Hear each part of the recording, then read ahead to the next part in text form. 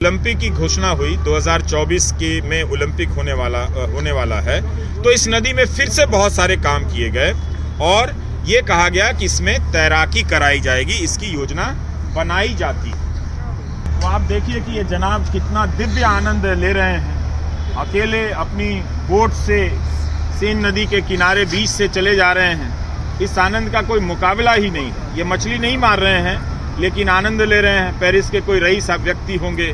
तो हम तैराकी की बात कर रहे हैं। हुआ ये कि 1900 के ओलंपिक में इस नदी में तैराकी की प्रतियोगिता हुई और अब वादा किया जा रहा है कि 2024 में जब ओलंपिक हो तो क्या यहाँ पर तैराकी की प्रतियोगिता हो सकती है। ये वादा किया जा रहा है कि 2025 तक कुल कोई 23 जगहें हैं जहाँ पर तैरने की अनुमति दी जाएगी। इस वक्त यहाँ इस पानी में तैरने की अनुमति नहीं है। अगर आप तैरने जाएंगे तो 38 यूरो का जुर्माना भरना पड़ेगा। तो तैरने की कोशिश मत कीजिएगा और कोई कर्मकांड यहाँ मत कीजिएगा। भारत की नदियों में आप करते ही रहे हैं, सरकारें रोकती हैं, प्रदूषण बोर्ड मना करता है, कहाँ मानते हैं आप? मानते नहीं हैं।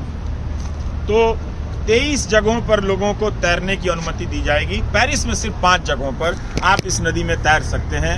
ये तब होगा जब इस नदी को तैरने के लायक साफ कर दिया जाएगा। तो कितनी बड़ी महत्वाकांक्षा है। हमने नदियों को लेकर साफ करने के जो लक्ष्य तय किए गए हैं उसका हासिल बहुत कम है। उम्मीद है हम भी आने वाले वर्षों में उसे हासिल करेंगे। तो एक तरह से इस नदी पर मैं पढ़ रहा हूँ जो वृंदा ने भेजा है कि एक टैंक और उसके नेटवर्क को बनाया जा रहा है।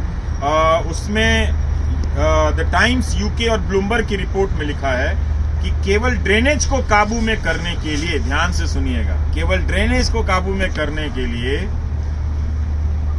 एक टैंक और उसके नेटवर्क को बनाने पर करीब पेरिस के एक पब्लिक गार्डन के नीचे एक टैंक बन रहा है और उसके नेटवर्क को बनाने के लिए 1.5 अरब यूरो खर्च किए जा रहे हैं, सिर्फ इस तैयारी के लिए कि बारिशों और तूफानों का पानी सीवेज को लेकर नदी में ना आ जाए, नदी को गंदा ना करे। तो भारतीय रुपयों में कोई 13,000 करोड़ रुपए खर्च होंगे इस नदी को बचाने के लिए कि अभी भी कि जो बारिश का पानी इसमें आ जाता है तो वो आकर इस नदी को गंदा कर जाता है। इस नदी को कोई ऋषि लेकर नहीं आए, किसी प्रकार की धार्मिक मान्यता नहीं है, लेकिन ये हमारी जिंदगी का हिस्सा है।